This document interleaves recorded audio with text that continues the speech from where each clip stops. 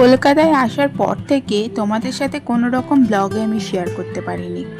আসলে 7টা মাস বাড়িতে ছিলাম না, বুঝতেই পারছো বাড়িতে না থাকলে ঘরের অবস্থা কেমন হয়। তো সেই ঘরগুলো গোছাতেই আমাদের বেশ কয়েকটা দিন টাইম লেগে গেছে।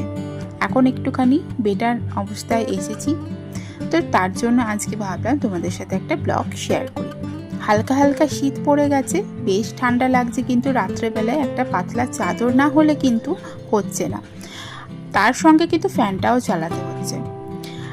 তো এই যে সকালে ঘুম থেকে উঠে পড়েছি, আর ঘুম থেকে ওঠার সাথে সাথেই জানলার পর্দা সরিয়ে একটা মৃদু রোদ আসছে ঘরের মধ্যে। এটা যে কি ভালো লাগছে তার বলার কথা নেই।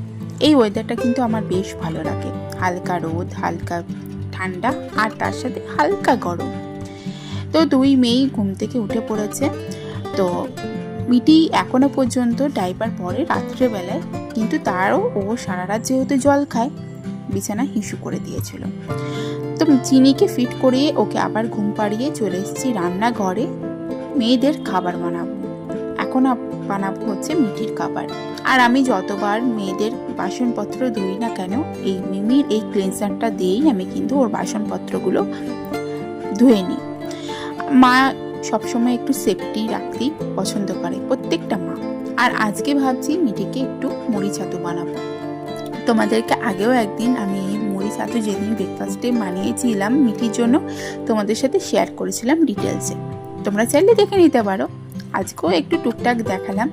আসলে আমি যেদিনে মুড়ি ছাতু বানাচ্ছি সেই দিনে আমি ভিডিওটা করছি, সেই জন্য তোমরা হয়তো ভাবছো রোজই কি আমি মুড়ি ছাতু খাওয়াই মেয়েকে।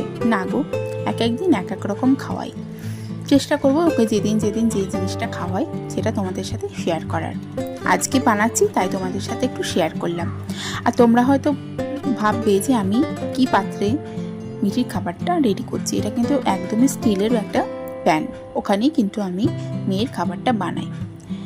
আসলে টিনের বা অ্যালুমিনিয়ামের বাসন কিন্তু মেয়েদের মানে বাচ্চাদের খাবার বানানোটা উচিত নয়।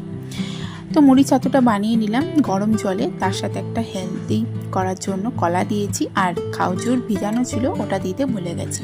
মিষ্টি খাওয়ার জন্য এই যে মিছরি দিয়েছি একদানা, আর কলা দিয়েছি, তাতেই যে মিষ্টিটা হয়েছে ওটাই কিন্তু এনাফ হয়ে গেছে। বেশি কিছু আজকে তোমাদের সাথে শেয়ার করতে পারলাম না। আসলে হালকা হালকা ঠান্ডা পড়েছে, তো বেশ ক্লান্তি লাগছে, বেশ মানে গাটা ম্যাচ ম্যাচ করছে। তারপরে চলে এসেছি চিনিকে খাওয়াতে। চিনির জন্য আগের দিন যে স্যালাডটা বানিয়েছি, আজকে ওকে এই স্যালাডটা ট্রাই করলাম। মেয়ে কিন্তু একদমই খেতে চাইছে না, আসলে ও তো এখন খুবই ছোট।